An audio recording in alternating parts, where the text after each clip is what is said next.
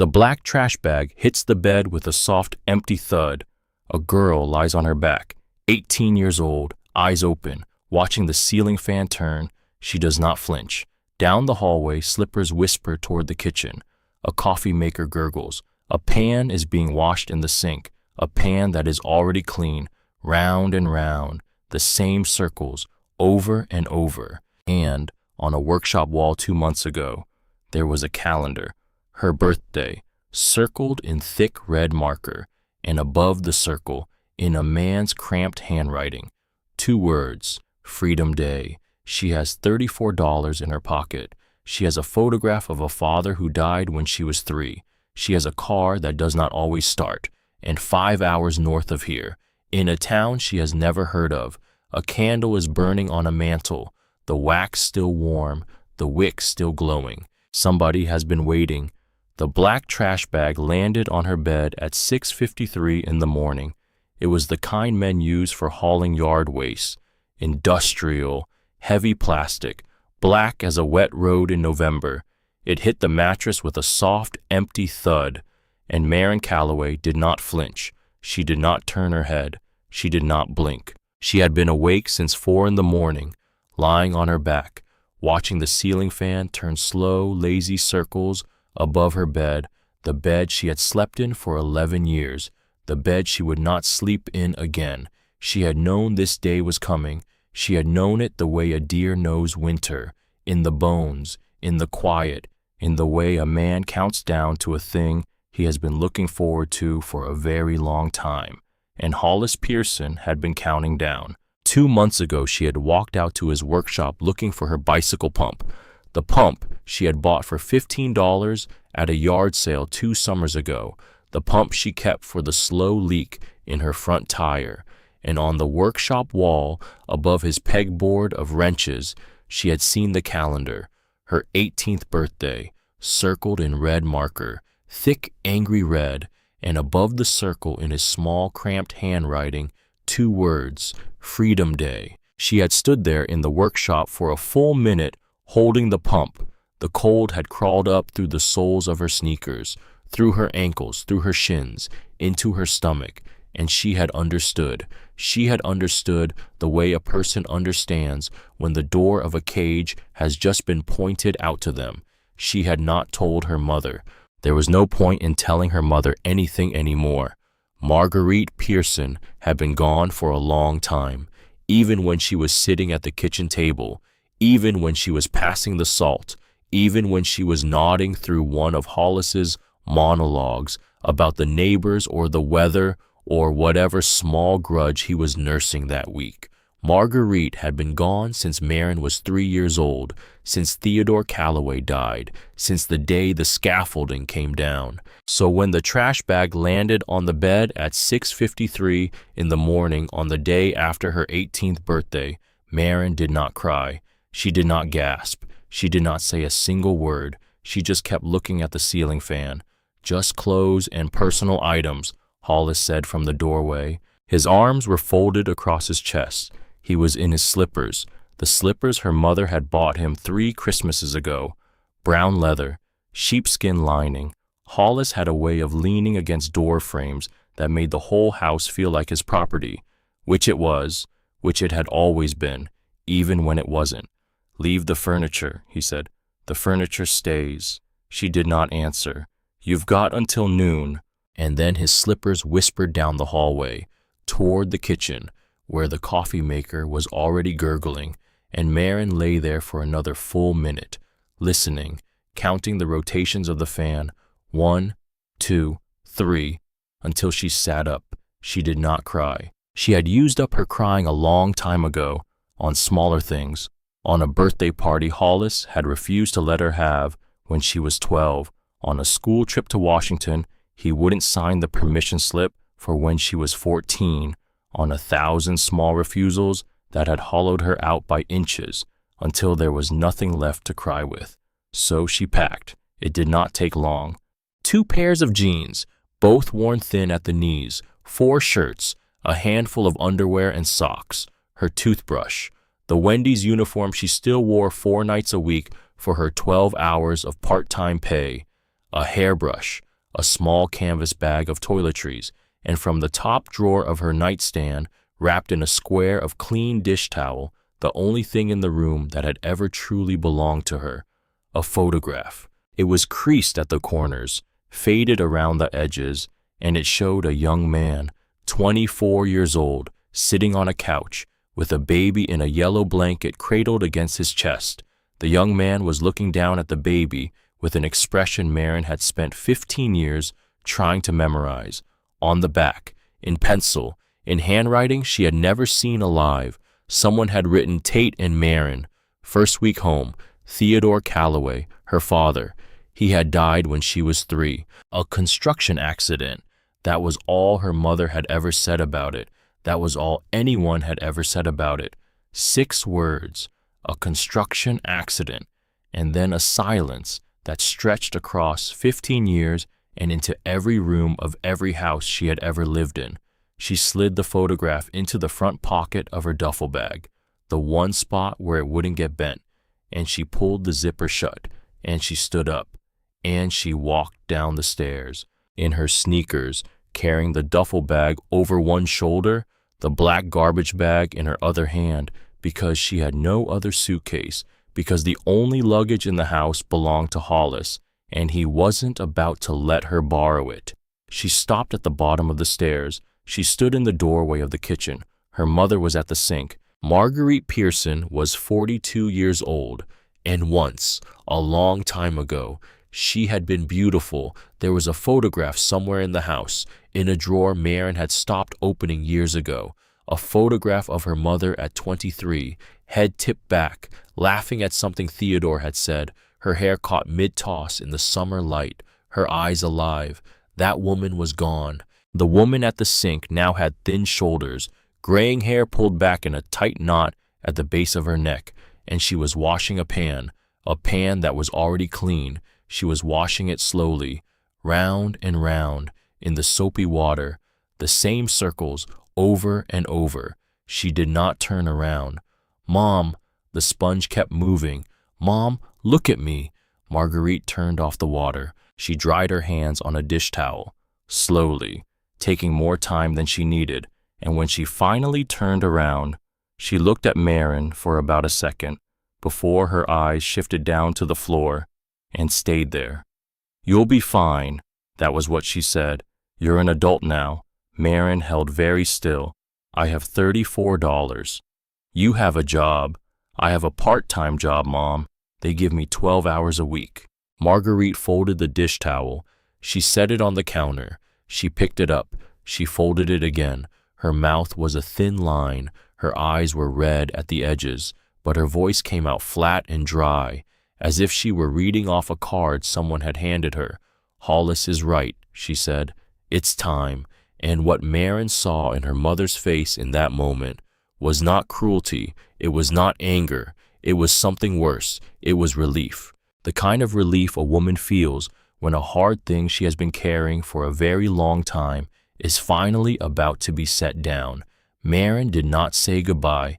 She turned, and she walked through the living room, past the couch where she had done 11 years of homework, past the television Hollis watched every night, while she stood in the kitchen and ate her dinner from a paper plate, because Hollis didn't believe in eating in the living room, and he didn't believe in eating with her. She opened the front door. She pulled it shut behind her with a soft, final click.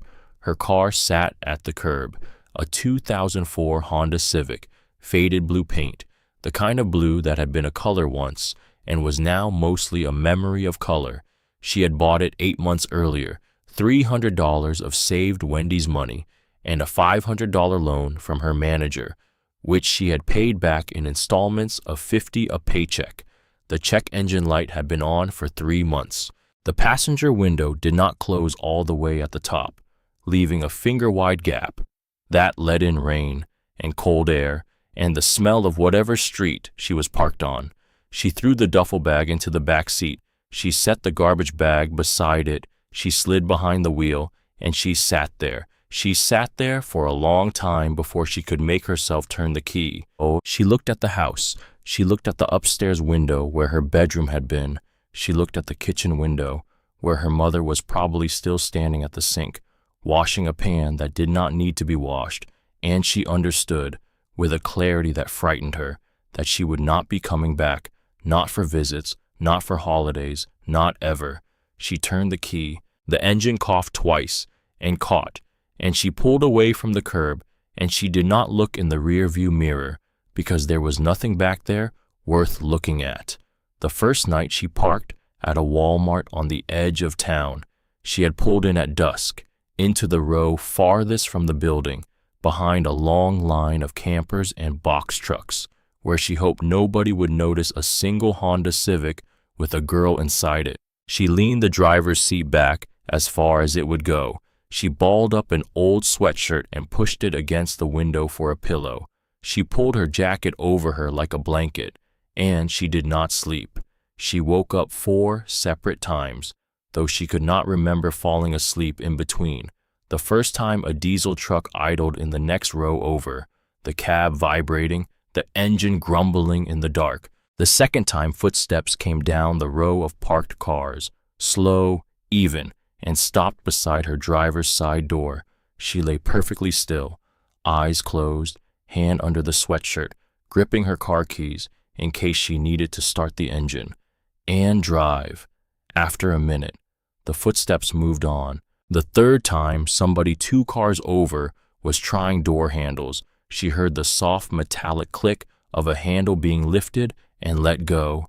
Again and again, a man moving down the row, testing each car as if he were window shopping. He did not try hers. He moved on toward the end of the row and disappeared.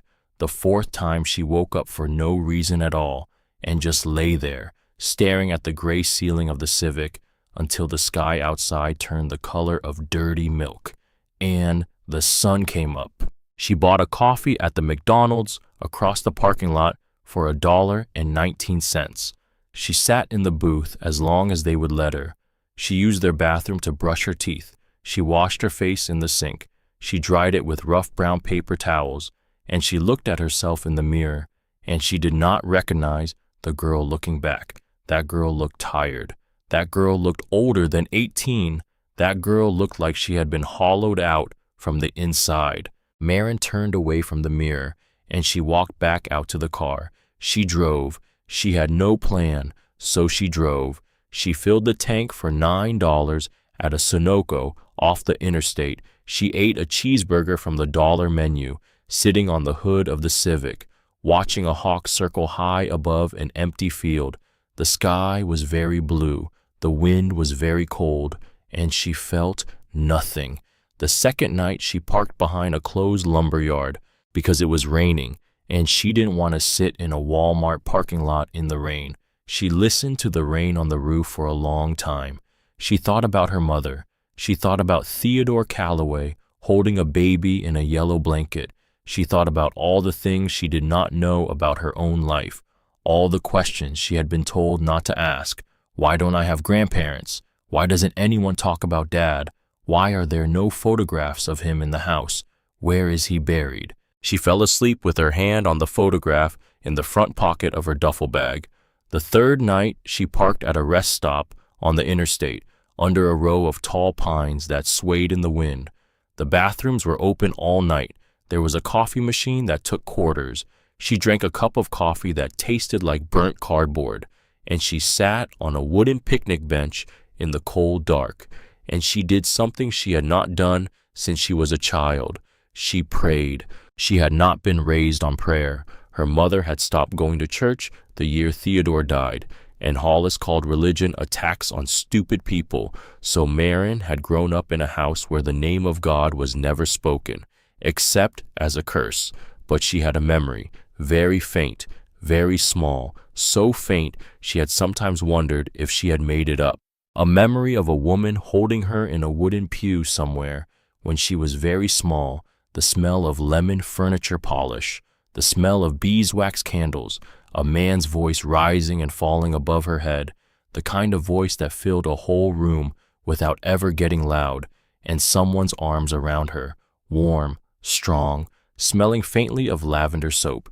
She did not know whose memory that was. She did not know if it was even hers, But on the third night at the rest stop, in the cold dark, under the swaying pines, she closed her eyes and she whispered into the empty world, "If there's anybody out there." She paused. She did not know what else to say. I could use some help. That was all. She did not know what else to ask for. She finished the coffee. She walked back to the car. She climbed into the driver's seat and she fell asleep. 4 hours straight, without waking, the longest stretch of sleep she had managed in 72 hours. And when she woke up, the sun was on her face and her phone was vibrating on the passenger seat, a number she did not recognize. She almost let it go to voicemail. She had never let a number she did not recognize go to voicemail in her life. But she was tired, and she was hungry, and she did not have the energy to pretend she was someone who had her life together. Then, on the fourth ring, she picked up. "Hello?" A pause. "Miss Calloway." The voice on the other end was a man's voice, older, careful, with the slow vowels of a person who had lived in cold country all his life. "This is Gerald Whitman, from Whitman and Shaw, attorneys at law. I'm calling regarding the estate of Alden Calloway." She closed her eyes against the morning light. "My grandfather died a long time ago." There was a pause on the line, a longer pause than she expected. Then the voice came back, gentler than before, as if it were laying something heavy down on a soft surface, so it would not break. "Miss Calloway?" A breath. "Your grandfather, Alden Calloway, passed away 6 months ago, on the 14th of October. He was 76 years old." Marin could not move. She could not speak. She could hear her own heartbeat in her ear, loud, like a drum, like a small fist banging on a door from the inside of her chest. "That's not possible." Her voice came out small, far away, as if it belonged to someone else. "My mother told me he died before I was born." There was another pause. This one was longer. When Gerald Whitman spoke again, there was something different in his voice, something that sounded a little bit like sorrow, and a little bit like anger, and a little bit like a man who had been told this was going to happen. "Miss Calloway, I can assure you, your grandfather was alive. He was alive until last October.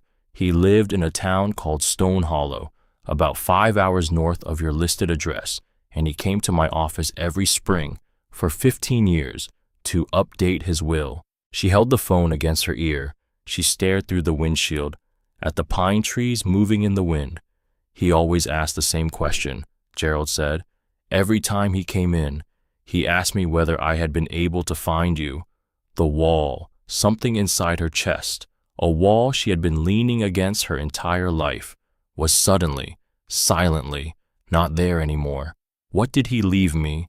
She said it quietly. She did not want to ask, but she had to ask. "A cabin," the lawyer answered. "He built it himself. From what I understand, the property is paid in full. No liens, no outstanding taxes. He made sure of that. And he also left certain personal effects that he asked me to keep at his property, rather than in my office." He paused. He was very specific about that. Gerald Whitman gave her the address. He gave her the name of the road, the directions from the highway, the location of the key under a brick beside the porch. He told her his office was on the main street of Stone Hollow, across from the post office, and that he had been trying to reach her for months. "The phone number we had on file was disconnected," he said. "I sent letters to your mother's address. None of them were ever answered." She thanked him. She hung up, and she sat there for 20 minutes, gripping the steering wheel, staring at the trees. A man she had never met, a man she had been told was dead, had spent the last 15 years of his life asking a lawyer in a town she had never heard of whether anyone had found her yet. She got out of the car. She walked into the little gas station next to the rest stop. She bought a Vermont state map, $2.99, because the GPS on her phone was almost out of data for the month. She unfolded the map on the hood of the Civic. In the cold morning light, Stone Hollow was up north, way up north, almost to the Canadian border, in the green shaded country, where the roads turned thin and twisty and the towns were too small to print the names in full. She traced the route with her finger. 5 hours. 5 hours. She had been 5 hours away from a grandfather she had thought was dead for her entire life. She drove 3 more hours that day to make her gas last. She stopped at a used bookstore in a strip mall in some town she would never remember, and she sold 3 textbooks she had kept from high school: math, biology, American history. The man behind the counter was older, white whiskers, round wire-rimmed glasses, a careful way of handling the books, as if they mattered, which they did, to him. He gave her $18 for the lot. He looked at her over the top of his glasses for a long moment. "You all right, miss?" "Yes, sir." He looked at her for another moment, then he reached behind the counter, and he handed her a granola bar. Without saying a word, she took it. She thanked him, and she walked back out to the Civic, and she ate the granola bar standing in the parking lot, watching a pickup truck go by, with a black Labrador in the bed, its ears flapping in the wind. She drove north. The suburbs gave way to strip malls. The strip malls gave way to farmland. The farmland gave way to trees, and the trees got taller and darker and closer together as the road climbed up into the foothills of Vermont. The 2-lane highway followed a river for a long while, the water slate gray and moving fast over rocks, and she rolled her window down despite the cold because she wanted to smell the air. It smelled like cut hay and wood smoke and the cold mineral breath of a creek running through stone. She had never smelled anything like it. She passed a sign, Stone Hollow, population 800 and something. The last digit had faded past reading. The road dipped down into a narrow valley where the trees opened up onto a single main street that ran for maybe 4 blocks before the trees swallowed it up again on the other side. The town was small, not charming small, just small. A hardware store with the faded green awning, a diner with the lights on, and 3 pickup trucks parked at angles in front, a little white church with a steeple, set back from the road on a slight rise, with a hand-lettered sign by the front walk that said, "Every soul is expected here." She slowed down, reading it. She did not know why, but the words went into her like a small warm hand. A post office that looked like it had once been somebody's shed, and at the end of the block, set back a little from the road, a general store with the words Tanner Mercantile painted in fading red letters above the door. The lawyer's office was already dark. It was almost 5. She would go in the morning. She pulled the Civic into one of the angled parking spots in front of the general store because she did not know what else to do. The bell above the door rang as she pushed it open, and a woman behind the counter looked up from a clipboard. The woman was somewhere in her late 60s. Her hair was gray, pulled back in a loose braid that hung down the front of her shoulder. She wore reading glasses pushed up on her forehead, a flannel shirt buttoned all the way to the throat, and she had the strong, square hands of a woman who had spent her life doing useful work. She looked at Marin standing in the doorway, with her duffel bag over her shoulder, and her hands went still on the clipboard. Her face did not change, exactly, but something inside it shifted, and she set the pen down, and she took off her reading glasses, and she laid them carefully on the counter beside the clipboard. "You're Alden's granddaughter." Marin stopped where she was, halfway between the door and the counter. The whole store was very quiet. A small refrigerator behind the woman hummed. From somewhere in the back came the soft click of a clock. "How did you know that?" The woman came around the counter, slowly, as if she did not want to startle a deer. She stopped a careful distance away, and she looked at Marin's face, the way a woman looks at a photograph she has not seen in many years. "Because you look exactly like your father." The words went into Marin like a fish hook. "I'm Opal Tanner," the woman said. "I knew your grandfather for the better part of 30 years. I was his closest friend, and he talked about you every single day for 15 years. Marin stood in the middle of the store with the duffel bag pulling on her shoulder and her sneakers wet from the parking lot, and she could not make her mouth work. Opal did not try to hug her. Opal did not get emotional. Opal just looked at her, with eyes that were warm and steady and patient, the eyes of a woman who had been waiting for this exact moment, and she nodded once, slowly, as if to say, "All right then, let's begin. Have you eaten today?" "I had a granola bar." Opal walked to the back of the store and came out 2 minutes later with a brown paper bag. She set it on the counter, and she put things into it, without asking: a loaf of bread, a jar of peanut butter, 2 apples, a bottle of water, a box of saltines, a small block of yellow cheese wrapped in wax paper, a package of bologna, a roll of paper towels. "I can't pay for those," Marin said. Opal didn't look up. "Alden paid for these," she said. "A long time ago. He left money at the store every month. He said it was for the day you came." She pushed the bag across the counter. "I've been putting it aside." Marin reached for the bag. Her hand shook so hard she had to use the other one to steady it. She did not cry, but her eyes filled up, and she stood there at the counter, holding the brown paper bag, looking at Opal Tanner through a glaze of water she would not let fall.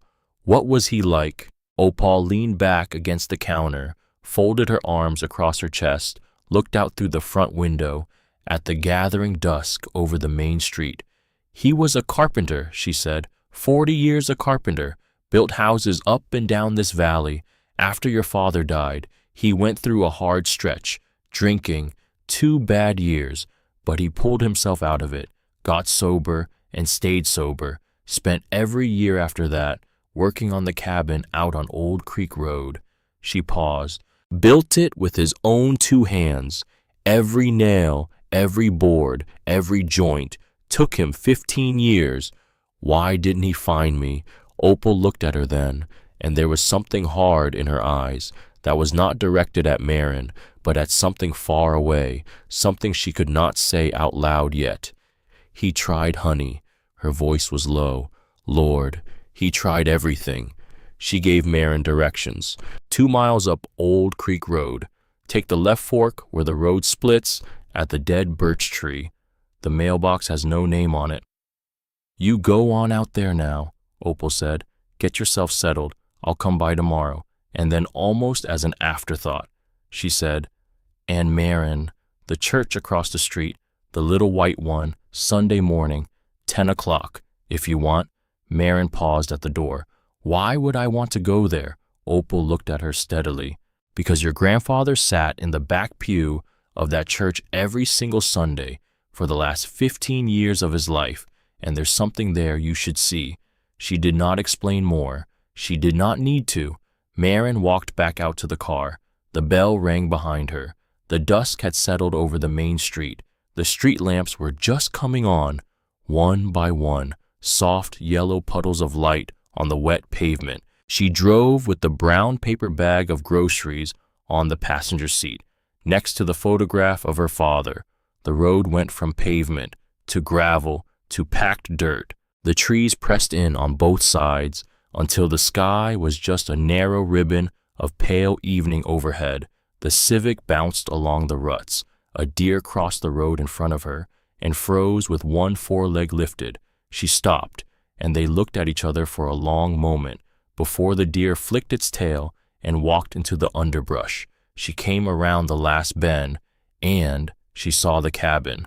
It sat at the end of the road, in a clearing of mowed grass, 1 story, a covered porch running across the front, with a railing that needed sanding. The roof was weathered cedar shake, but even from the driveway, she could see that every line of it was straight, every angle was true, every joint was tight, and the doorframe. The doorframe had been hand-carved. A pattern of leaves and branches ran along the top, deeply cut, every leaf different from every other leaf, the kind of work that takes a man weeks, and that no machine can do. She got out of the car. The air smelled like pine, and damp earth, and something else, something she could not name. She picked up the brass key from under the brick beside the porch step, exactly where Gerald Whitman had told her it would be. The key was old, heavy, warm from sitting in the sun all afternoon. She slid it into the lock. The door swung open without a sound. The hinges had been oiled recently. Somebody had been keeping this place up. She stepped inside, and the smell hit her first. Cedar, dust, and the faint sweet tang of beeswax. The same smell, from the memory she could not place, the memory of being held in a wooden pew by a woman she could not name. Her breath caught.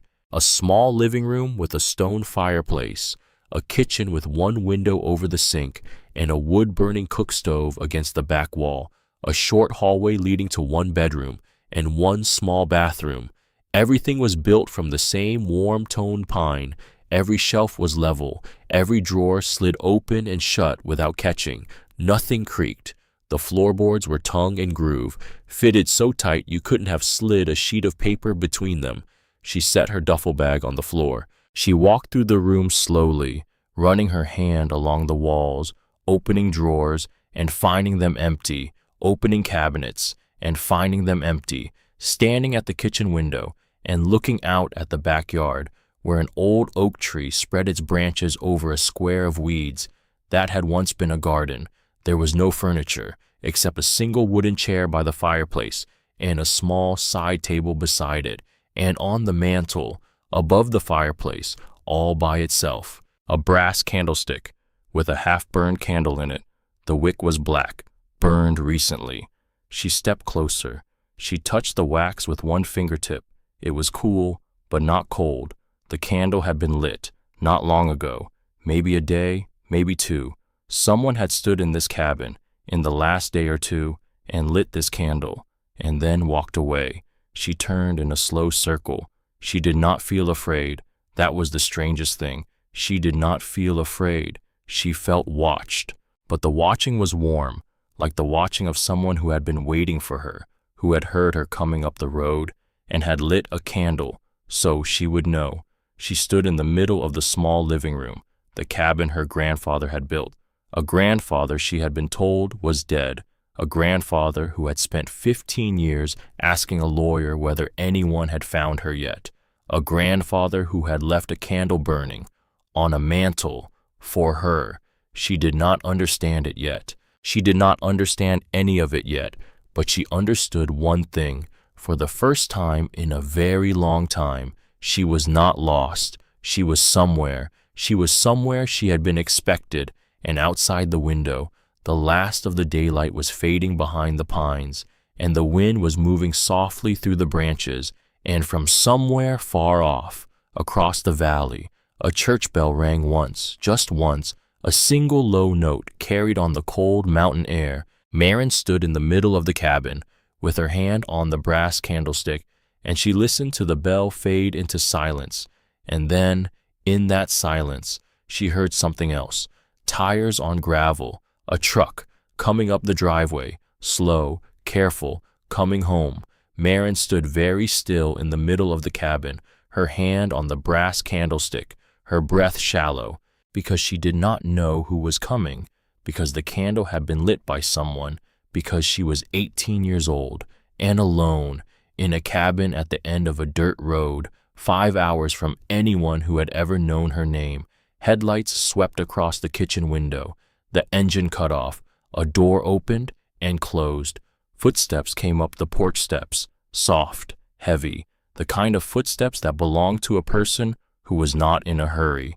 A knock, 3 taps, not loud, polite. Marin walked to the door, slowly, her heart very loud in her ears. She put her hand on the knob. She paused. She turned it.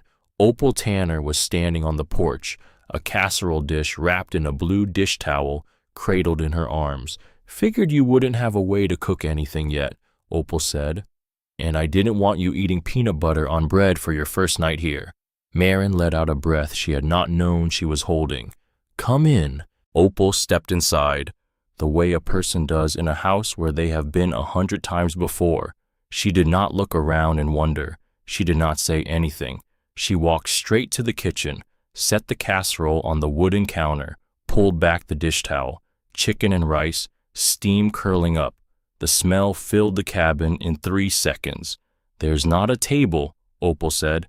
"He never got around to a table." She looked around the kitchen. "Or chairs. There's a chair by the fireplace." That one chair's been in this cabin 12 years. He sat in it every night. He read in it. He fell asleep in it. He never bought another one because he figured, when you came, the two of you would pick out a set together. Myron did not answer. She could not. Opal pulled a wooden crate out of the closet, turned it upside down, pushed it next to the chair, sat down on it as if she had done it 100 times before, which, of course, she had. "Sit," Opal said. "Eat. We'll talk after." Myron sat. She picked up the fork Opal had brought. She ate the chicken and rice, slowly, the way a person eats when their stomach has been empty for 3 days and does not quite remember what to do with food. She ate 2 helpings. She did not say a word. Opal did not push her. Opal just sat there, hands folded on her lap, waiting. When Myron finally set down the fork, Opal looked at her and spoke. "Tomorrow morning," she said, "I want you to come to church with me, 10 o'clock, the little white one on the main street, the one I mentioned. Why? Because there's something there for you." "What kind of something?" "The kind you have to see for yourself." Myron looked at the empty plate. She did not know what she felt about church. She did not know what she felt about anything. "All right," she said. Opal nodded. Once, like a woman who had crossed a thing off a list. "And one more thing," Opal's voice went quieter. "In the morning, before you do anything else, walk the cabin, slow, look at the walls, look at the floorboards, look at the baseboards, pay attention to anything that looks just a hair off. Why? Because your grandfather was a carpenter for 40 years, and he did not build things that were a hair off by accident." She stood up. She walked to the door. She paused. "He was a man who hid things in walls, Myron, when he had to, because he could not hide them anywhere else." She left. The truck started up. The headlights swept across the kitchen window one more time, and then silence. Myron sat in the wooden chair by the fireplace for a long time, holding the empty plate, watching the candle on the mantel flicker in some small draft she could not feel, hid things in walls when he had to, because he could not hide them anywhere else. She set the plate down on the floor. She got up. She started walking the cabin, slow, hand on the wall, the way you walk a house when you do not yet know it, the way you walk through someone else's bones. Living room first, stone fireplace, wide mantel, brass candlestick. The walls were paneled in pine, honey-colored, smooth, every plank fitted to every other plank, with a precision that made her hands slow down without telling it to. Then the baseboards. She knelt. She ran her fingers along the seam where the baseboard met the floor. Most of it was perfect, most of it. But there, on the wall to the left of the fireplace, about 4 feet long, the baseboard sat differently. Every other baseboard in the cabin was flush, tight, pressed against the drywall, with the seamless precision of a man who measured twice and cut once. This one had a gap, a hair-thin gap, that ran the entire length of the board, not from settling, not from warping. The gap was uniform, exactly the same width all the way across. It was not a flaw. It was deliberate. It was built to move. Myron pressed her palm against one end of the baseboard. Nothing happened. She pressed the other end. The board slid sideways on hidden tracks, smooth, silent. It disappeared behind the wall, and behind it, there was a compartment, cedar-lined, about 8 inches deep, 2 feet wide. Inside, sitting side by side, were 3 wide envelopes. Each one was labeled, in careful, steady handwriting, Myron, age 6, Myron, age 7, Myron, age 8. She picked up the first envelope. Her hands had gone numb. She did not feel them. She slid her thumb under the flap. The seal gave way without resistance. Inside was a birthday card, simple, a drawing of a yellow cake on the front. 3 candles. She opened it. "Happy birthday, Myron. I hope this one reaches you. I sent a card to your mother's house, but it came back, like all the others, so I am keeping this one here instead. You are 6 years old today, and I have never stopped thinking about you. Your father would be so proud of the girl you are becoming, even though I am not allowed to see it. I love you, sweetheart. Grandpa Alden. She sat down on the floor. She did not mean to. Her legs just stopped working. She sat on the floor of the cabin her grandfather had built, and she cried. Not quietly, not with any kind of composure. She pulled her knees up to her chest. She pressed the card against her heart, and she sobbed until her ribs ached, and the light through the window turned orange, and then gray, and the room went dim around her. He had not forgotten her. He had never forgotten her. He had been right here the whole time, writing her name on envelopes she would never receive, keeping them safe in the walls of a house he was building for the day she would finally come. She wiped her face with the back of her hand. She reached for the second envelope, age 7, balloons on the front. I drove past your mother's house last week. I parked my truck across the street, and I sat there for an hour. I could see your bedroom light on. I wanted to walk up and knock on the door. I wanted that more than anything. But the restraining order says I cannot come within 200 feet of you. So I sat in the truck, and I watched your light until it went off. Then I drove home and wrote you this card. I love you, sweetheart. Grandpa Alden. Restraining order, 200 feet. The words sat on the page like stones. She opened the third.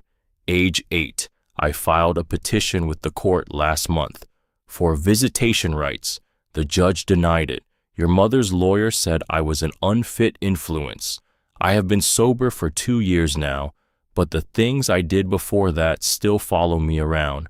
I am going to keep trying. I will never stop trying. I love you. Grandpa Alden.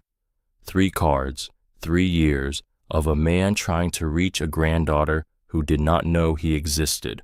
She set them back in the envelopes, one by one, carefully, the way a person handles things that have waited a very long time to be touched, and she kept looking. The kitchen. She stood up, her knees stiff, her face wet. She walked into the kitchen. She started opening cabinets, pulling drawers out as far as they would go. Looking behind them, Alden Calloway had been a carpenter for 40 years. He had known how to make things invisible. She almost missed it. The panel under the kitchen sink looked like a single piece of pine, the same grain as every other panel, but when she pressed her thumb along the bottom edge, she felt a slight give. She pressed harder. The panel tilted forward on a hidden hinge and swung down toward her, revealing a hollow space behind the plumbing. Inside, stacked in a careful pile, were 6 more envelopes, ages 9 through 14. She sat down on the kitchen floor, back against the cabinet, and she opened them in order, by the light of the single overhead bulb. The handwriting was the same. The cards were the same simple style, drawings of cakes, balloons, small careful watercolors on the front. The messages inside were the same. I am still here, Marin. I have not forgotten. I think about you every single day. And tucked behind each card, folded once, slipped between the inside flap and the cardboard backing, were small bills, 20s, 50s, 6 years of birthday cash she had never received. She counted it sitting on the kitchen floor. $420.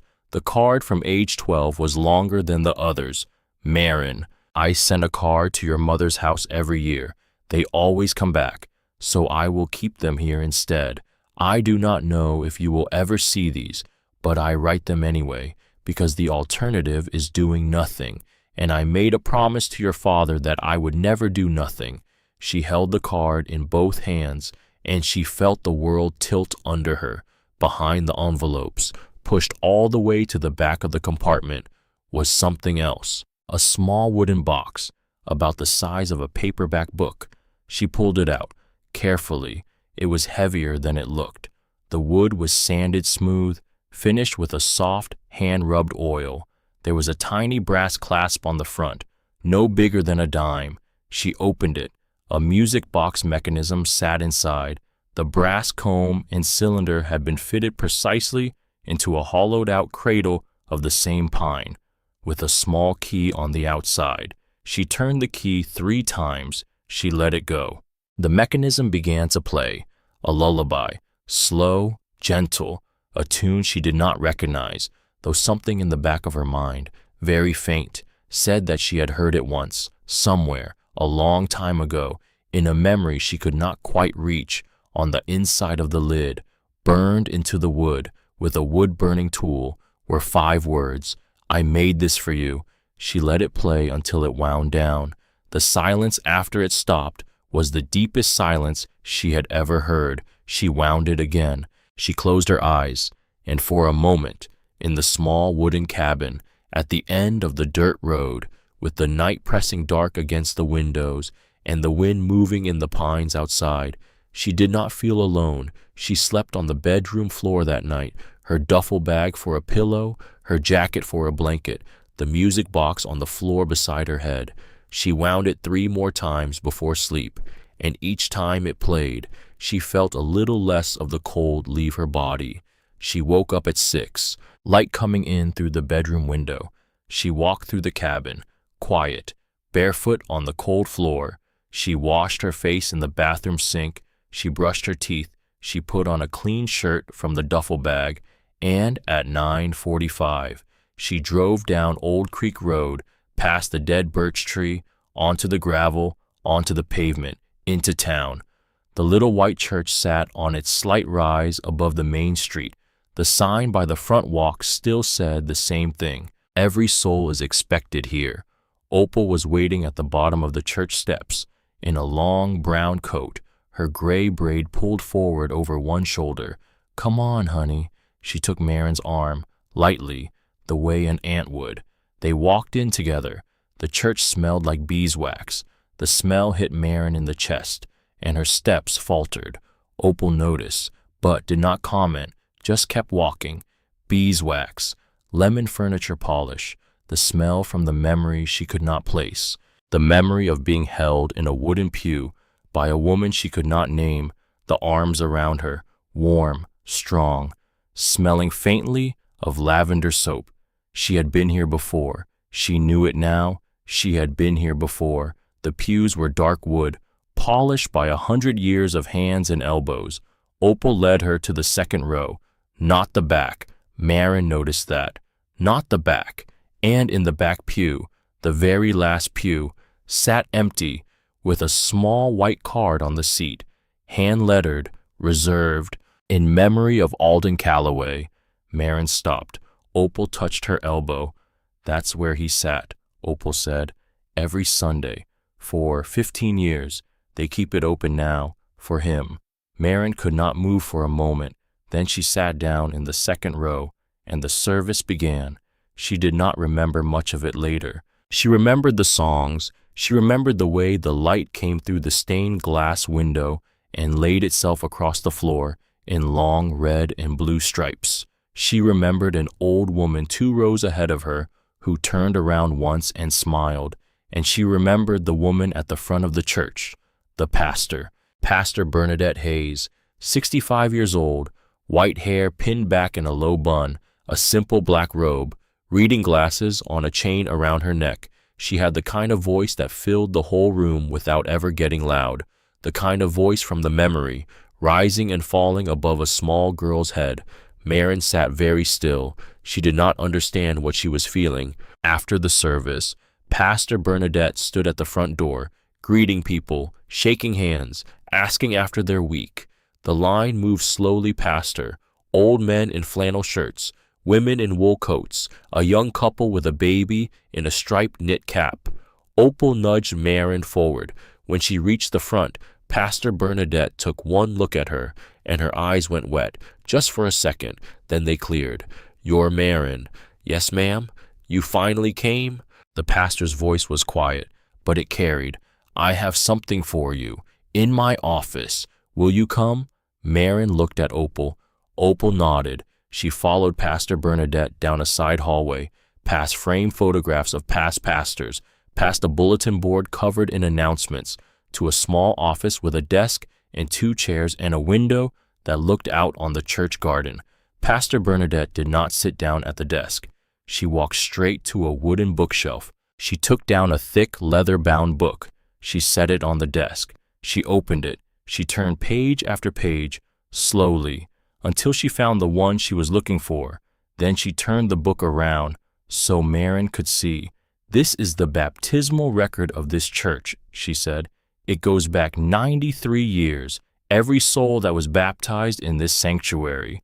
Their name, their date, their parents, their godparents." She pointed to a line halfway down a page.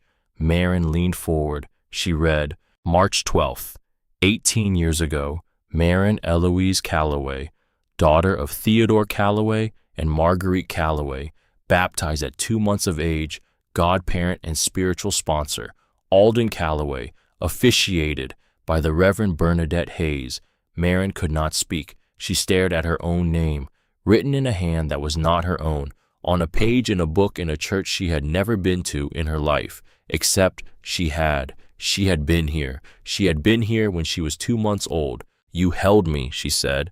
"I baptized you." "Yes, you held me. Your father handed you to me. Your grandfather stood beside him, and there was a woman in the front pew, crying quietly. Her name was Imogen." The name went into Marin like a key turning in a lock. "Who?" "Your grandmother." The room tilted. "My grandmother." "Imogen Calloway, your father's mother, your grandfather's wife. She came to this church every Sunday until the year you turned 4. She held you for the first time when you were 6 weeks old. She held you in the very pew where you sat this morning. She sang to you in this sanctuary every Sunday for the first 18 months of your life. I didn't know.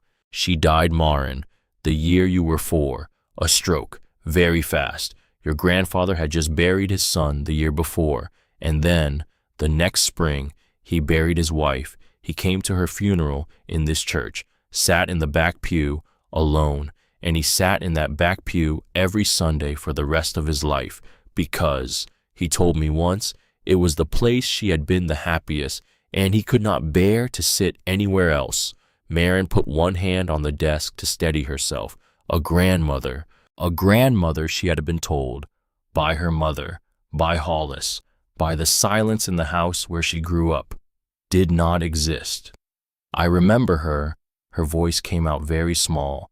I remember being held in a wooden pew by a woman with lavender soap on her skin. Pastor Bernadette smiled. It was a soft, slow smile, the smile of a woman watching something come true that she had hoped for a very long time. She wore lavender soap, sweetheart, from a little shop in Burlington, 2 bars every Christmas. Imogen Calloway smelled like lavender her whole life. The world that Marin had been told, the world where she had no grandparents, no family, no one but a mother and a stepfather, and a father in a photograph who had died in a construction accident she was not allowed to ask about, was not the real world. The real world had a grandmother in it, a grandmother who had held her, a grandmother who had loved her, a grandmother who had been at this church, where her name was written in a book in careful permanent ink, where she had been baptized, where she was expected. Pastor Bernadette closed the book, but she did not put it away. You were always meant to come back here, Marin. Your grandfather knew that. So did your grandmother. Your name has been in this book for 18 years, waiting for the day you would walk through that front door and read it, and know. Marin did not say anything. There was nothing she could say. She just stood there, with her hand on the desk, looking at her own name, written in the careful handwriting of a reverend who had baptized her when she was 2 months old, in a church she had not known she belonged to, in a town she had not known existed, and she finally understood what Opal had meant last night, on the porch. There's something there. You should see. Pastor Bernadette walked her back out into the sanctuary. Opal was still in the second row pew, sitting very still, hands folded in her lap, waiting. Marin sat down next to her. She did not say anything for a long time. Opal did not push her. Finally, Marin spoke. I had a grandmother. Yes, you did. Her name was Imogen. It was. She held me. In this church. Hundreds of times. My mother never told me. Opal looked at her hands. No, honey, she didn't. The rest of the day, Marin walked. She walked through Stone Hollow, up the main street, past the diner, past the hardware store, past the post office. She walked through the small graveyard behind the church, where she found two stones, side by side, Imogen Patricia Calloway, beloved wife and mother, and beside her, Alden Reuben Calloway, beloved husband, father, and grandfather. She stood in front of the stones for a long time. She did not cry. She had used up her crying the night before. She just stood there, and she put one hand on Imogen's stone and one hand on Alden's stone, and she said, out loud, very quietly, I'm sorry I didn't come sooner. The wind moved through the pines at the edge of the graveyard. A small brown bird landed on the top of Imogen's headstone, tilted its head, looked at her, flew away. She drove back to the cabin. She was not finished searching. She knew that. There would be more.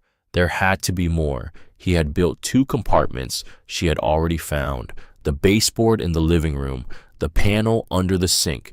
He had been a carpenter for 40 years. There would be more. She walked into the bedroom. She started at the closet. She felt along the back wall. She knocked on the panels, soft, listening. She found the catch in the lower corner, a small wooden button, the size of a pencil eraser, recessed into the trim. She pressed it. The panel swung inward, deeper than the others, almost a foot deep, the width of 2 hands across. Inside, 2 stacks, each tied with kitchen string. She pulled them out. She sat down on the bedroom floor, back against the bed frame, and she set the stacks in her lap. The first stack was thicker, 15 envelopes, plain white, business size, every single one addressed in Alden's handwriting, to Marguerite Pearson, at her mother's address, the address Marin had grown up at, the house she had been thrown out of 4 days ago, and across the front of every single envelope, in thick red ink, in handwriting she would have recognized anywhere because she had grown up watching it write grocery lists and school excuse notes and birthday cards for relatives she had never met, was the same stamped message, return to sender, in her mother's hand, 15 letters, 15 years, every single one of them, open, read, resealed, and sent back. Marin picked up the first letter. Her hands were shaking. She slid the letter out, unfolded it. Marguerite, I am sober. I have been sober for 8 months. I am asking you, please, let me see my granddaughter. I will come to your house. I will meet in a public place. I will do whatever you need me to do. She is my son's daughter. Tate would want her to know me. Please. She read the second letter, a year later. Marguerite, I have filed the paperwork. My lawyer says we have a real case. I am not trying to take Marin from you. I just want to see her once a month. One afternoon. That is all I am asking. One afternoon a month.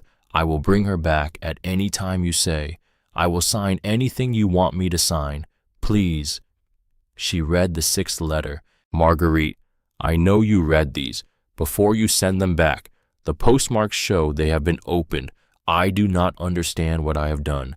That is so terrible. You would keep a man from knowing his only granddaughter. She read the 12th letter. Marguerite, I have stopped hiring lawyers. I have stopped going to court. It does not work, and I cannot afford it anymore. But I want you to know something. I have not stopped. I will never stop. I am building something for her. When she is old enough, she will find me, or I will find her. One of those things will happen. She set the letters down in her lap. She did not cry. The thing inside her had moved past crying. There was a deep, cold place opening up in her chest, and she sat with it for a long time before she could make herself reach for the second stack. The second stack was just one envelope, older. The paper was yellowed at the edges, soft, the kind of soft an envelope gets when it has been handled many times by hands that loved it. The handwriting on the front was not Alden's. It was faster, younger, less careful. The letters slanted forward, as if the person who wrote them had been in a hurry, or as if he had not been a man who wrote letters often. It was addressed simply, Dad. Marin's hand went still. She knew, before she opened it, she had seen this handwriting once, in pencil, on the back of a photograph. Tate and Marin, first week home. She opened the envelope, very carefully. Dad, I know you do not want me taking this job. I know the site is bad. The foreman cuts corners. I have heard the stories same as you, but your surgery is in 6 weeks, and the insurance gap is $12,000, and I am not going to let you skip it again. You skipped it last year. You are not skipping it this year, so please stop arguing with me about it. You raised me by yourself after Mom left. I was 7 years old. You worked 2 jobs. You came home every night. You made me dinner. You helped me with my homework, and you never once let me feel like I was missing something. You taught me how to drive a nail straight. You taught me how to read a level. You taught me how to keep my word. So this is me keeping my word. Let me take care of you, for once. I am 24 years old, Dad. I cannot tell you how strange it is to write a letter like this, but I am writing it, because you taught me to plan for the worst, even when you are sure the worst will not happen. So here it is, just in case, if something happens, which it will not, but if it does, take care of my little girl. Take care of my Marin. Promise me, Dad. Promise me you will not let her grow up without somebody who knew me. Promise me she will know what I sounded like. Promise me you will tell her I loved her. Promise me I love you. I will see you Sunday. Tate. The letter had been written 1 week before the scaffold collapsed. Marin sat on the bedroom floor, holding the letter in both hands, pressed against her chest, and she could not breathe. The words on the page blurred. She pressed the letter against her chest. She curled forward until her forehead touched her knees, and she stayed like that. She did not make a sound. She just sat there, rocking very slightly, with her father's last letter pressed against her heart. She did not hear the truck. She did not hear the footsteps. But at some point, Opal was there, sitting down on the bedroom floor next to her, not touching her, not speaking, just close enough that Marin could feel the warmth of another person beside her. They sat like that for a long time. When Marin could speak again, she handed the letter to Opal without a word. Opal put on her reading glasses. She read it slowly. Her lips moved slightly with the words. When she finished, she folded the letter back along its creases, the way you would fold a flag, and she pressed the bridge of her nose with her thumb and forefinger. He never showed me this, Opal said. I did not know it was in the wall. I know. Your grandfather carried your father's death with him every day of his life. He believed it was his fault, his heart, his bills, his surgery. I know. There is more in these walls, honey. A lot more. Marin nodded. I know. Opal pushed herself up off the floor, slowly, the way an older woman does. Come outside. You need air. They sat on the porch steps. The afternoon had clouded over. The light was gray and even. A few yellow leaves had begun to come down from the oak in the backyard. Marin took her phone out of her pocket. She looked at it for a long time. What is it? Opal said. Hollis, your stepfather. He's called me 4 times since yesterday. She tapped the screen. She put it on speaker, because part of her wanted Opal to hear, wanted somebody else in the world to hear what she had grown up with. Hollis's voice came through the small phone speaker, but it was a different Hollis than the one who had thrown the trash bag on her bed. Marin, hi, sweetheart. Listen, your mother and I have been thinking about you. We feel just terrible about how things ended. Things got said that shouldn't have been said. You know how it is. A pause. The voice shifted. The warmth went out of it, like a switch had been flipped. Also, we need to talk about this business with your grandfather. The lawyer called your mother. Your mother is the next of kin, Marin, not you, your mother. that property, and whatever the old man left, that should be coming to her, not to a teenager who doesn't know what to do with it. We can work this out together as a family, but if you want to make it difficult, we have a lawyer of our own. We will go to court if we have to. I am telling you this for your own good. Call me back." The voicemail ended. Marin lowered the phone. She set it face down on the porch beside her. She looked at Opal. Opal was looking at the trees across the road. Her jaw was set. There was a small muscle moving in her cheek. "Let them come," Opal said. She did not raise her voice. "Let them drive up here and try it." This whole town knew Alden Calloway. Every soul in Stone Hollow will line up at the courthouse to testify on his behalf and on yours. Marin did not answer. She was looking out at the road, at the long curve where it disappeared into the pines, because somewhere down that road was a man who had sat at a kitchen table and written down a lie and signed it under oath to take her grandfather away from her for 15 years, and he was coming. She could feel it in her chest, like a low hum, like a clock she could not see, counting down to a moment she could not yet name. Opal left around 6. She said she would come back in the morning. She said she would bring breakfast. She said, "Don't answer that phone tonight, honey. Whatever it says, don't answer." Marin nodded. She watched the truck disappear down the gravel road. Then she walked back into the cabin. She still had work to do. There was one place left she had not searched. She knelt down on the hearth. The stones were flat field stones, fitted together without mortar, every stone tight against its neighbors. She had noticed it yesterday, the perfection of the work. Now she looked at it differently. She looked at it the way a man hides a thing, looks at a wall. One stone near the bottom of the hearth sat slightly higher than the others, not by much, a fraction of an inch, the kind of thing you would never notice, unless you were looking for it. She pressed it. Nothing. She pressed it and pushed sideways. The stone shifted. She worked it free, set it aside on the floor. Underneath was a small brass handle, set flush into the subfloor. She put her finger through the loop. She pulled. A square section of floorboard lifted on hidden hinges, the joinery so tight she would never have spotted it if she had not been searching for it. The hidden compartment was bigger than the others, a foot square, 6 inches deep, cedar-lined.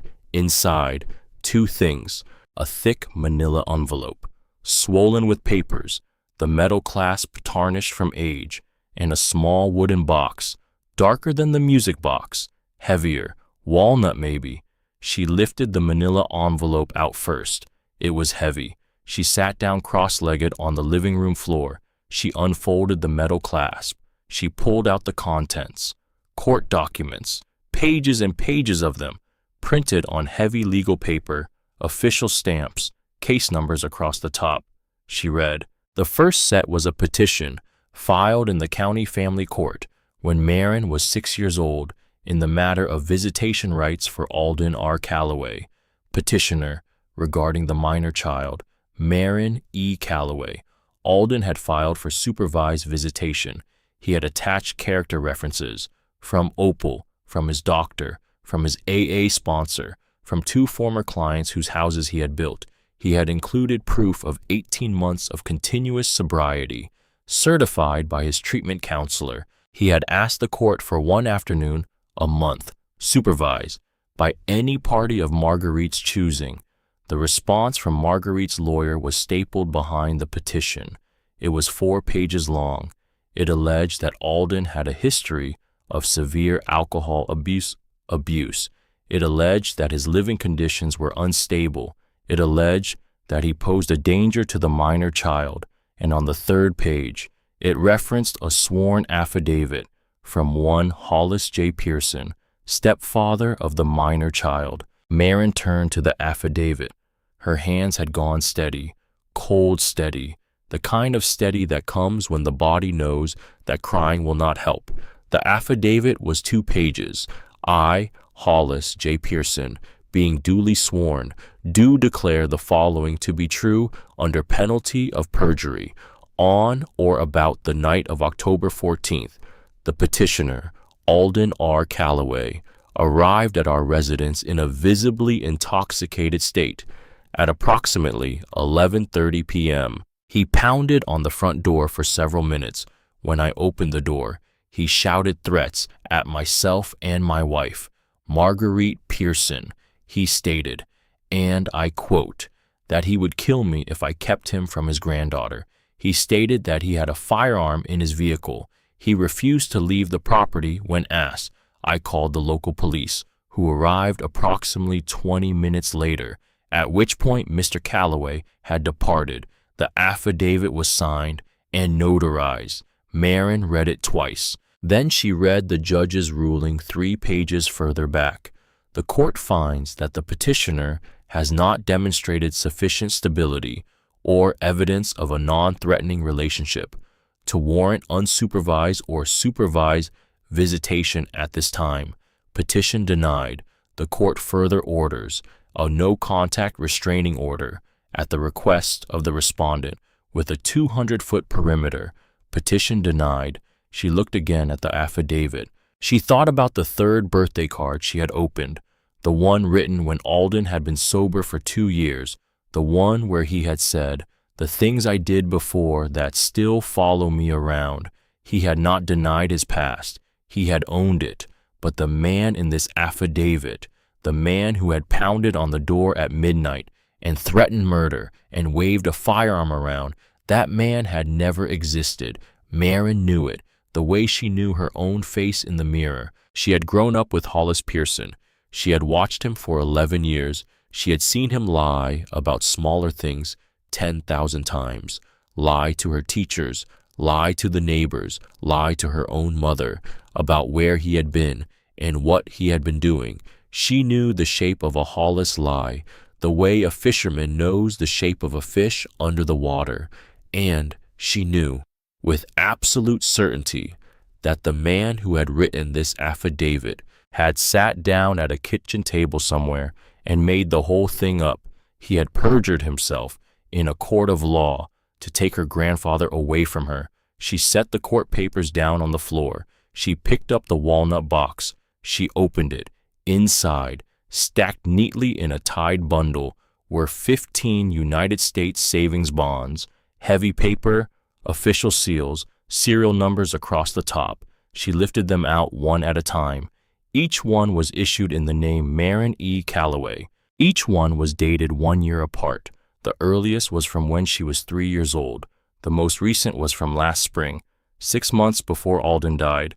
15 savings bonds, one for every year, bought one at a time, by a retired carpenter living alone in a cabin in the woods. At the bottom of the box, folded flat against the wood, was a single sheet of yellow legal paper. She unfolded it. It was a column of numbers in Alden's handwriting. He had added up the face values of the bonds, plus accumulated interest, year by year. The total at the bottom of the column was circled, $47,000. She looked at the number. She looked at the bonds spread out on the floor. She tried to make the math work in her head. A retired man living alone in a cabin in northern Vermont on a carpenter's Social Security check had set aside enough money every single year for 15 years to buy a savings bond in her name. He had eaten less. He had bought less. He had patched his own clothes and fixed his own truck and saved one bond at a time, year after year, for a girl he had never gotten to meet. $47,000. She put her hand over her mouth. Underneath the bonds, pushed flat against the bottom of the box, was one more envelope. This one was different. Not a birthday card, not a court document, just an envelope with one word written on the front, in shakier handwriting than the others, Marin. She picked it up. She knew before she opened it. She did not need to read it to know. This was the last letter. This was the one Alden had written near the end. She opened it. Dear Marin, if you are reading this, then you found the cabin, and you found what I left for you. I hope you found it in order. The baseboard in the living room first, then the kitchen sink, then the bedroom, then the fireplace. That is how I built them. One compartment a year. until I ran out of wall space. There are no more. This is the last one. I want to tell you why I hid everything in the walls instead of putting it in a bank or giving it to a lawyer.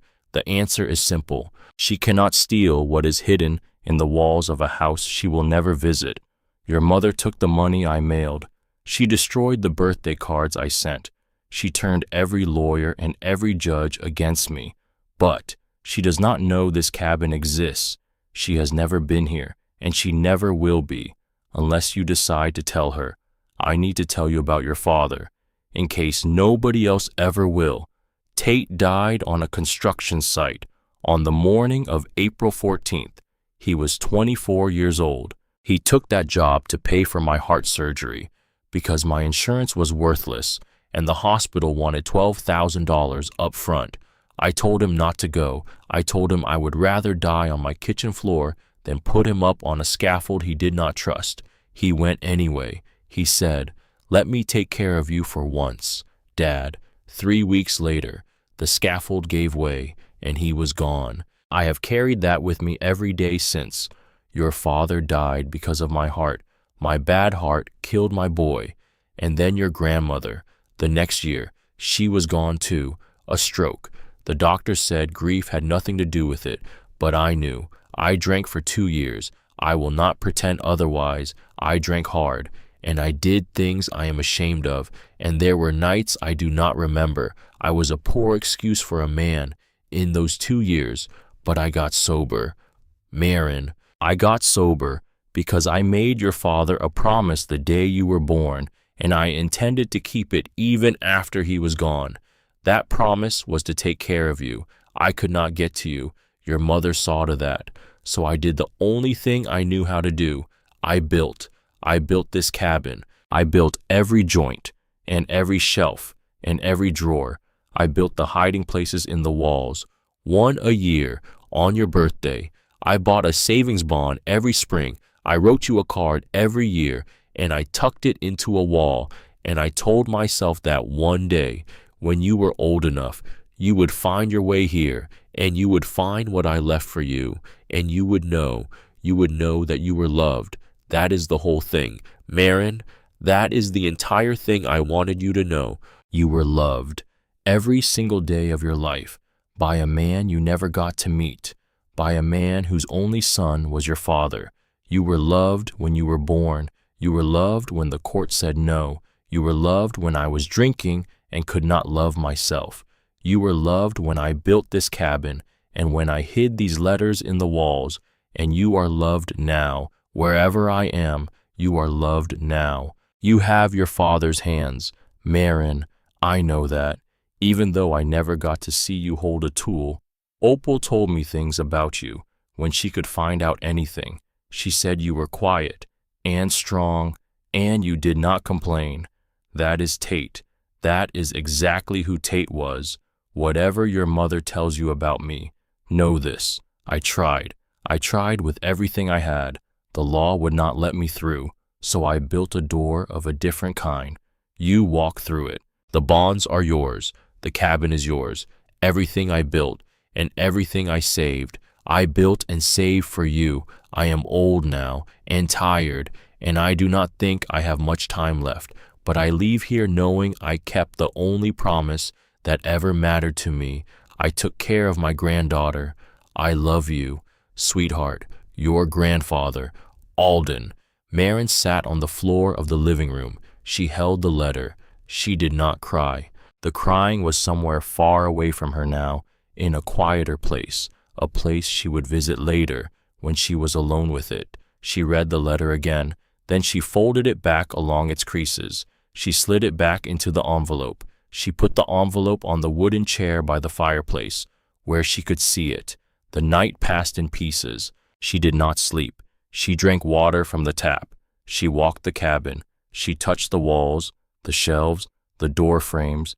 She put her hand on the inside of the front door where the wood was worn smooth from where he had pushed it open 10,000 times.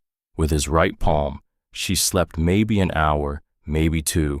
She woke up at dawn. There was a knock on the door at 7:30 in the morning. It was Opal, But she was not alone. Pastor Bernadette Hayes was with her, and in Bernadette's hands was a small wooden box, cherry wood, hand-rubbed, the kind of work Alden had done. "He left this with me," Bernadette said. "He was very specific. He said, only when she is ready to hear the rest." Marin stepped aside. They came in. They sat down. Bernadette in the wooden chair, Opal on the wooden crate she had used the first night, Marin on the floor. Bernadette set the box on her lap. She did not open it yet. "Your grandfather had a heart condition. You know that." "Yes. It killed his son. He believed that." "Yes. It almost killed him. Twice. In his 60s. He had medication. A pill every morning. 2 more at night. Pretty expensive medication. The kind that keeps you alive and the kind that empties your wallet." Marin waited. "About 5 years ago, your grandfather came to me one Sunday after the service. He had a manila envelope. He gave it to me. He said, 'Pastor, I need someone to hold this until the day she comes,' he said. 'There will come a day. You will know when. Give it to her then.'" Bernadette opened the box. Inside was a stack of pharmacy paperwork, receipts, insurance statements, and on top, a single sheet of yellow legal paper, folded once. She handed the paper to Marin. Marin unfolded it. It was in Alden's handwriting. "Marin, if you are reading this, the pastor decided you are ready to know. When you were 13, I made a decision. You will not approve of it. I want to be honest about that. You will be angry. You may be angry for a long time, but you need to know why. I had been buying you savings bonds for 10 years. I had $3,000 set aside for the 11th bond. Then the pharmacy raised the price of my heart medication, $200 a month, $2,400 a year. I could not pay for both, the medication or the bonds. I chose the bonds.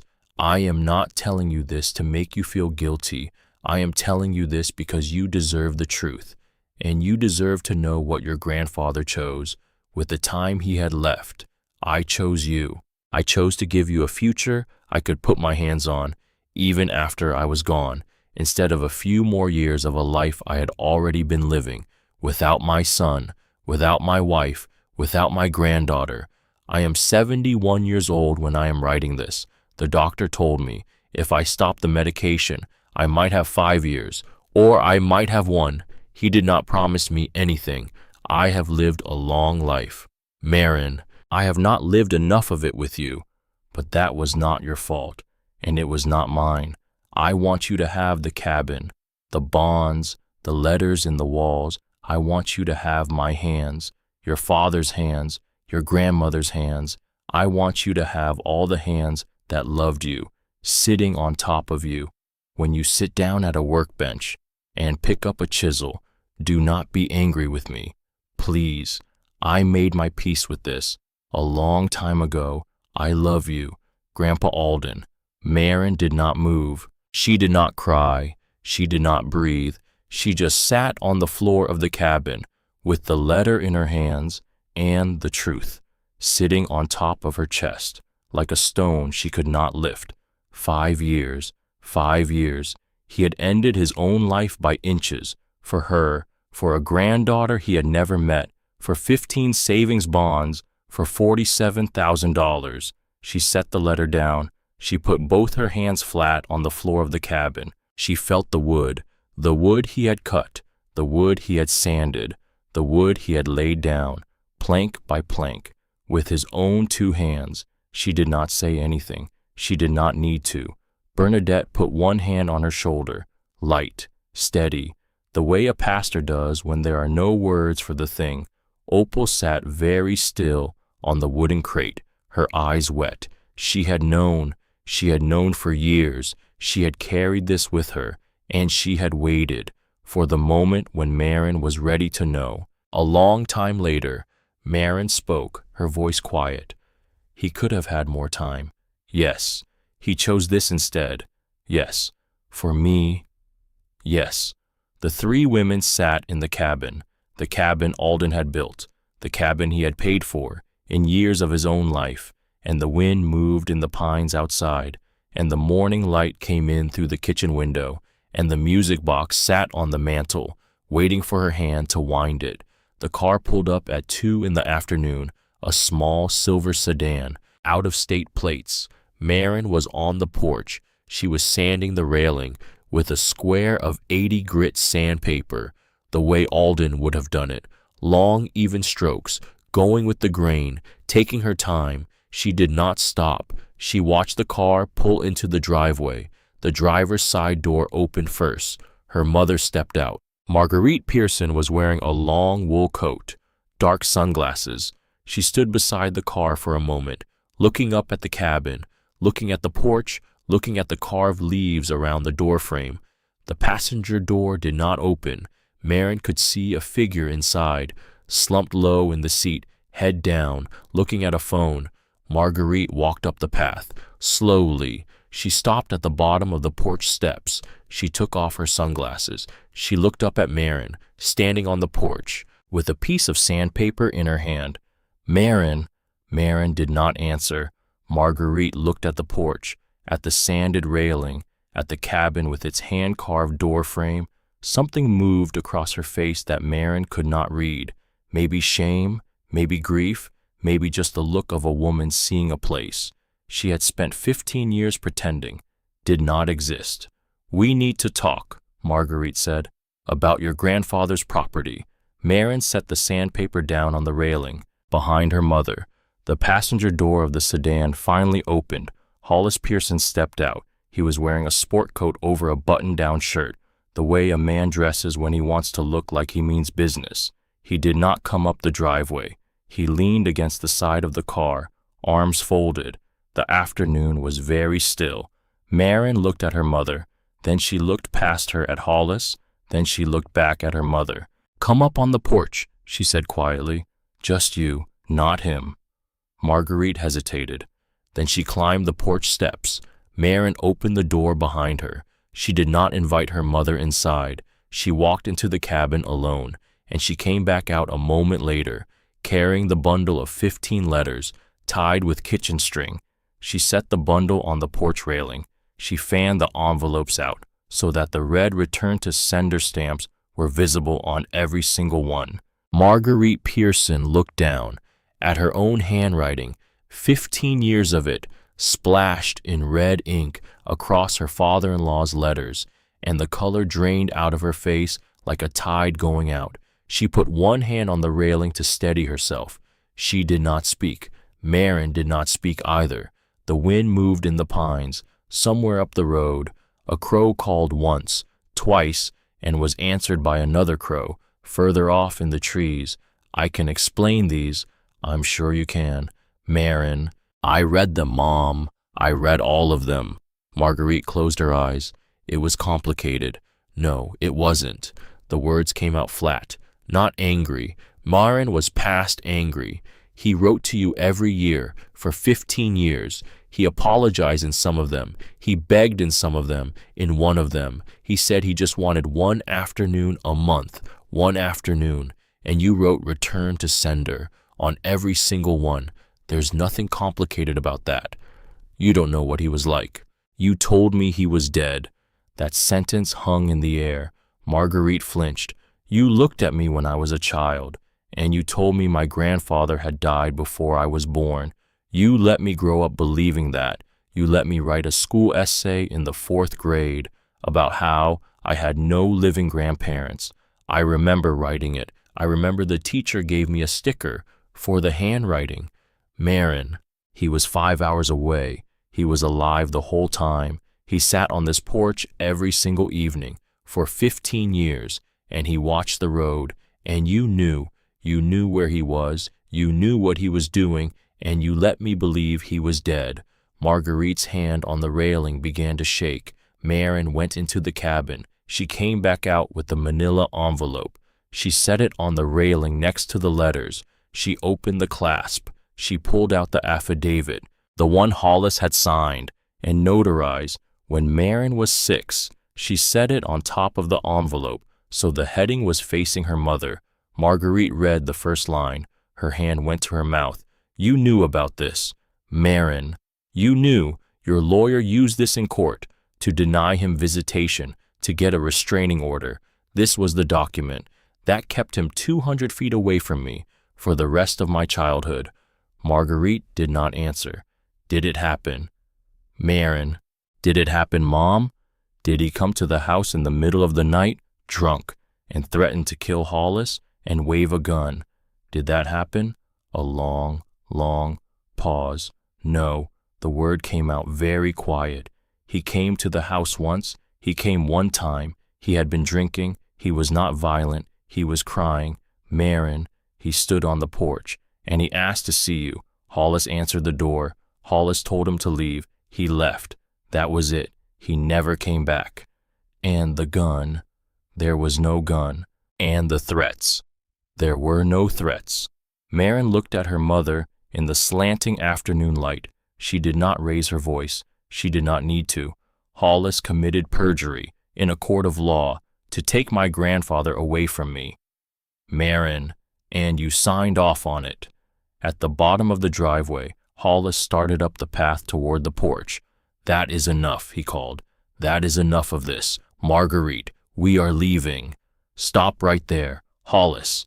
He didn't. He came up the path. He climbed the first porch step. He climbed the second. He never made it to the third. A truck door slammed somewhere up the road. Then another, closer. Marin did not turn to look. She knew the sound of Opal's old Ford.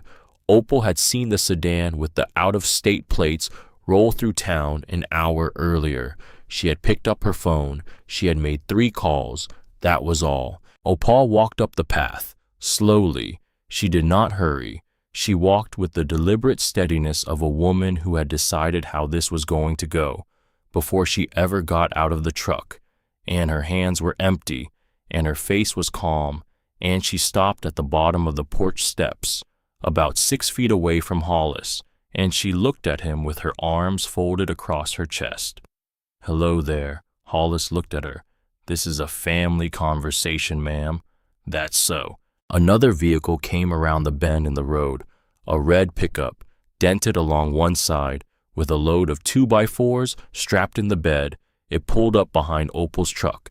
The engine cut off, and a man stepped out. He was in his 60s, square through the shoulders, wearing a quilted vest over a flannel shirt. He had a clipboard in one hand. He did not say anything. He just walked partway up the driveway and stopped and stood there with the clipboard at his side. Then, from the opposite direction, came the slow rumble of the postal truck. It came around the bend at a normal speed, and then it slowed, and then it stopped right in the middle of the road. Lou Brennan killed the engine. He climbed down out of the cab. He did not come up the driveway. He just stood beside his truck with his hands in his pockets, and he looked up at the porch, and then a small black car driving up from town. Pastor Bernadette Hayes. She parked behind Lou's truck. She got out. She did not approach. She just stood beside her car, her hands folded in front of her, and she looked at Hollis Pearson with the steady, calm, patient gaze of a woman who had buried a lot of people in her life and who knew the difference between a man who was sorry and a man who was caught. 4 of them, just standing there, not speaking, not coming closer, not doing anything at all, except being present. Hollis Pearson looked at Opal. He looked at the man with the clipboard. He looked at the mail carrier. He looked at the pastor. And then he looked at the porch, at Marin, standing there with the affidavit in her hand and the letters fanned out on the railing. Something happened to his face. Marin had grown up with Hollis Pearson. She had watched him for 11 years, and she had thought she knew every face he had, but she had never seen the face he had now. He looked like a man who had walked into a room expecting to find one person waiting for him, and had found 100 instead. The color went out of him in stages. He took a step back down the porch steps, then another. He did not look at Marguerite. He did not look at anyone. He turned, and he walked back down the path to the sedan, and he opened the driver's door, and he got in, and he did not start the engine. He just sat there, behind the steering wheel, with his hands in his lap, and his head down, and after a long moment, Marin understood that he was waiting for Marguerite. She turned back to her mother. Marguerite was crying, not loud, the quiet, exhausted crying of a person who has been holding something for a very long time and has finally set it down and does not know how to stand up without it. "When I look at you," Marguerite said. She wiped her face with the back of her hand. "I see Tate." Her voice broke. "You have his hands. You have his way of going quiet when you're angry. Instead of yelling, you have the little tilt to the left. Every single thing about you." She drew a long breath. And Alden's letters, every one of those letters. Tate's name was in every one. Tate would want this. Tate would have wanted that. Remember what Tate said. Remember what Tate did. She pressed her fist against her mouth. I could not read his name, Marin. I could not read his name without falling apart. Marin did not move. I lost him when I was 27 years old, with a 3-year-old daughter and a father-in-law who showed up at my door, crying, drunk, in the middle of the night. I could not do it. I could not hold any of it. So I closed the door. I closed all the doors. She looked up. I was not protecting you from him. I was protecting myself from remembering. Sweetheart, I could not even for him, not even for you. She lowered her hand. I am not asking you to forgive me. I would not forgive me. I am only telling you this because you asked, and because the truth has come this far already, and because I do not think I can carry it for another 15 years. Marin did not speak. The wind moved in the pines. She walked into the cabin. She came back out with a second cup of coffee. In a chipped white mug, she handed it to her mother.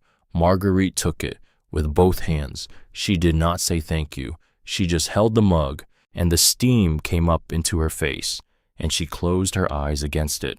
Sit down, Mom. Marguerite sat down in the wooden chair on the porch. Marin sat on the top step. They did not speak for a long time. The afternoon went on. At the bottom of the driveway, Opal and the man with the clipboard and Lou Brennan and Pastor Bernadette, slowly, one by one, returned to their vehicles. Opal got into her truck. She did not start it. She just sat there in the cab with the window down, waiting. After a while, Marin spoke. Do you want to see the inside? Marguerite nodded. Marin took her through the cabin slowly. She did not narrate. She just opened doors and let her mother look. Marguerite walked through the rooms, hands clasped in front of her. She touched the walls. She touched the shelves. She stopped at the kitchen window and looked out at the oak tree. He built this with his own hands. Yes, every joint, every board. Yes, it took him 15 years. Marguerite stood at the kitchen window for a long minute. I never came up here. I never let myself imagine it. I would have, if I had let myself. I know, Mom. In the living room, Marguerite stopped in front of the fireplace. The photograph of Tate Calloway, 24 years old, holding a baby in a yellow blanket, was propped on the mantel where Marin had put it that morning. Marguerite looked at the photograph for a long time. Alden took that picture. You said, I forgot that. He came to the hospital the day after you were born. He took that picture of Tate holding you. I forgot a lot of things, Marin. I forgot a lot. She picked up the photograph carefully. She held it in both hands. She looked at her dead husband's face and at the face of her own daughter as a newborn, and the tears came again, but quieter this time. She set the photograph back on the mantel, exactly as she had found it. Marguerite left around 6 in the evening. Hollis started the car when he saw her come down the porch steps. He sat behind the wheel, without looking at the cabin, or at Opal's truck, or at anyone. Marguerite paused. She looked back at the porch. I am sorry, Marin. I know that is not enough. No, Mom, it isn't. Marguerite nodded once. She got into the car. Hollis put it in reverse. The sedan backed slowly down the driveway, turned around at the wide spot, and drove away through the trees, and the sound of the engine faded into the woods. Marin stood on the porch. She watched the dust settle on the road. Opal got out of her truck. She walked up the path. You all right, honey? I will be. You did good. You did real good. Marin did not answer. She did not feel like she had done good. She felt like she had done something necessary. And the difference between necessary and good was a thing she had not known existed until that afternoon. The weeks turned into a month. The month turned into 2. Marin made a list of things the cabin needed, and she worked her way down the list, one item at a time. She replaced the rotten porch post with a new one, cut from lumber Opal's late husband, Henry, had once milled at the sawmill on the other side of the ridge. She rebuilt the back step. She replaced the cracked board in the bathroom floor. She fixed the window latch in the bedroom that did not quite catch. She oiled all the hinges, one by one, until the doors moved without a sound, the way Alden had wanted them to. She bought a bed used from a family in town that was upgrading. She bought a small kitchen table and 2 chairs from the clearance section at the hardware store. She built a bookshelf for the alcove beside the fireplace. Out of scrap lumber Henry's brother gave her. It was not as fine as Alden's work. The joints were tight, but they were not invisible. She was still learning, but it was hers, and the books on it were hers, and that was enough. She used part of the bond money to enroll in the community college 20 miles east, design and carpentry, 2 classes on Tuesdays and Thursdays, and a workshop on Wednesday afternoons where she learned the table saw and the router and the jointer. Her instructor was a retired contractor named Mr. Whitaker, a big, quiet man with a gray beard and patient eyes. He watched her work one afternoon at the bench, fitting a mortise and tenon joint for a small box she was making. He stood behind her with his arms folded. He said nothing until she was finished. Then he said, "You have good hands. You don't fight the wood. Most beginners push too hard. You let it tell you where to go." She did not answer. She just nodded because she did not trust her voice. She thought about her grandfather. She thought about her father. She thought about a line in Alden's last letter. "You have your father's hands. Marin, I know that, even though I never got to see you hold a tool." She worked weekends at Opal's store, $12 an hour, stocking shelves, running the register, helping older customers carry things to their trucks. She learned the names of everybody who came in, and she learned which ones needed help and which ones wanted to be left alone. She joined the volunteer fire department. She joined the church choir, second pew, right behind the empty back pew where Alden had sat for 15 years. In February, Marguerite called her. It was a short call. They were all short calls, 10 minutes, 12 sometimes. "I left him," Marguerite said. "I asked Hollis to move out." "Why?" "I saw the affidavit when you laid it out on the railing. I had not looked at it in 12 years, and when I saw it laid out there with all the letters, I understood something I had been refusing to understand for a long time." "What it?" "That I had built a life with a man who would do that." A pause. "He is not coming back." "All right, Mom. I am not saying that to win you back. I am saying it because it is true." "All right." Marguerite paused. "The town up here, Stone Hollow, the people who came that day, Opal, the man with the lumber, the mail carrier, the pastor. Do they know?" "Opal knows. I have not told anyone else. But word has gotten around down here too." "How?" "I do not know. Maybe Hollis's brother, maybe one of the lawyers, but it has gotten around. People at the diner stop talking when he walks in. 2 of his clients at the garage moved their business. The neighbors on either side of his brother's house have not so much as nodded at him in 2 weeks. Marin did not speak. Small towns have a way of handling things, Marin. I am learning that. In mid-April, Marin was behind the counter at Opal's store, restocking the canned goods shelf. The bell over the door rang. She looked up. A girl walked in. 16, maybe 17, thin jacket, one size too small for the cold morning, a backpack slung over one shoulder, her hair pulled back in a tight ponytail. She stood just inside the door for a long moment. She scanned the store, the way a person scans a room when they are not sure if they are welcome. Her shoulders were pulled in tight. Her right hand was in her jacket pocket. She did not take it out. Marin recognized her at one glance, not the face, the way she stood, the narrow, ready way of a person who had learned to take up as little space as possible, who was always halfway to the door. The girl walked slowly to the back of the store. She stood in front of the sandwich cooler. She looked at the prices. She pulled a small fold of bills from her jeans pocket. She counted them. She counted them again. She put the bills back in her pocket. She turned to leave. "Hey," Marin said. The girl stopped. She did not turn around. "You want a sandwich?" "I don't have enough." "I didn't ask if you had enough. I asked if you wanted one." The girl turned slowly. She looked at Marin. Her eyes were the eyes of a person trying to figure out where the catch was. "Pick one out," Marin said. The girl did not move for a long second. Then, very slowly, as if she expected somebody to stop her, she walked back to the cooler. She picked out a turkey sandwich. She brought it to the counter. Marin took a bottle of water from the small fridge. She rang both items up. She paid for them out of her own pocket. She pushed them across the counter. "There's a stool back there," Marin said. "By the window. You can sit and eat. Take as long as you want." The girl looked at the sandwich. She looked at the water. She looked at Marin. "Why?" "Because somebody did it for me. 6 months ago." The girl took the sandwich and the water. She walked to the stool by the window.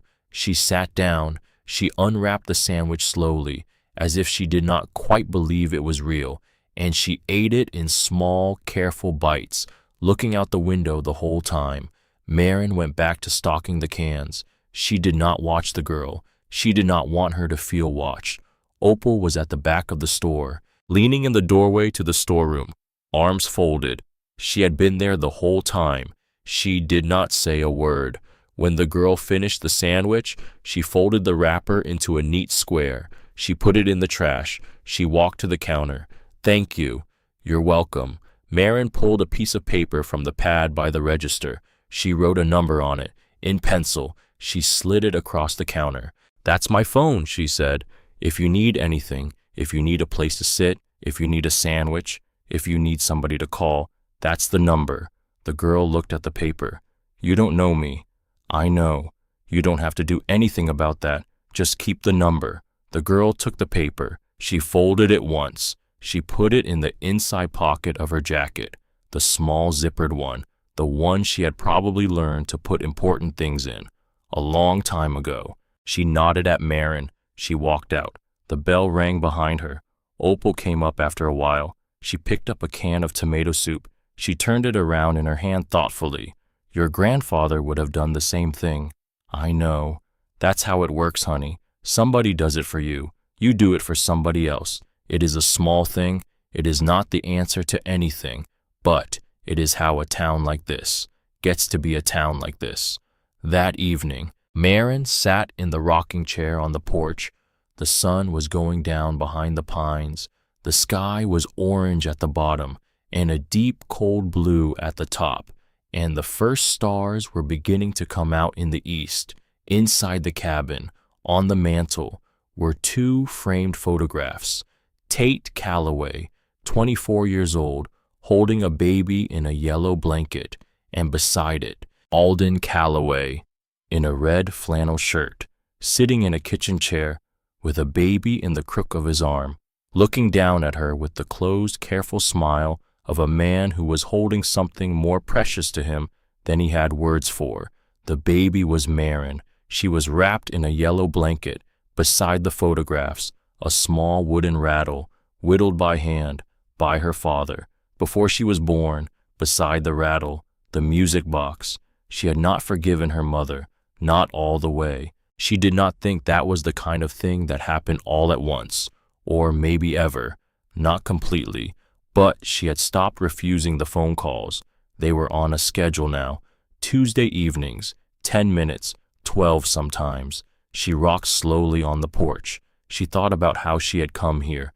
A black trash bag at 7 in the morning, $34 in her pocket, 3 nights in the back seat of a Honda Civic, a phone call from a lawyer she had never met, a grandfather she had been told was dead, a grandmother she had been told had never existed, a father whose letter to his own dad had ended with a promise, "Take care of my little girl," a man who had spent 15 years building a place for her, a man who had given up his own years so she could have hers. Every joint in this cabin was a sentence. Every hidden compartment was a chapter.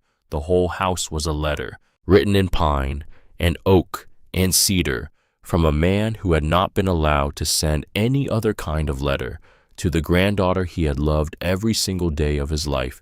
She had been told for as long as she could remember that nobody on her father's side of the family wanted her, that the only family she had ever had was the one across the kitchen table, that her grandfather had died before she was born, and her father had died in an accident she would never understand. Every word of it had been a lie.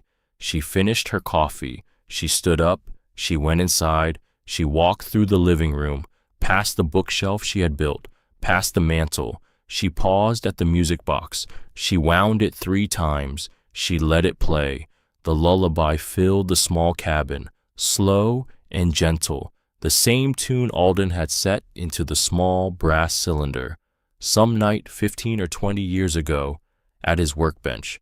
She did not know the name of the song. She had never known the name. But she had begun to recognize it now, the way a person recognizes the smell of a kitchen they grew up in. It was hers, it had been made for her, and every time it played, it filled the cabin with something that was not silence, not exactly, but the kind of full quiet that exists in a room where somebody who loves you has just stopped speaking. The mechanism wound down.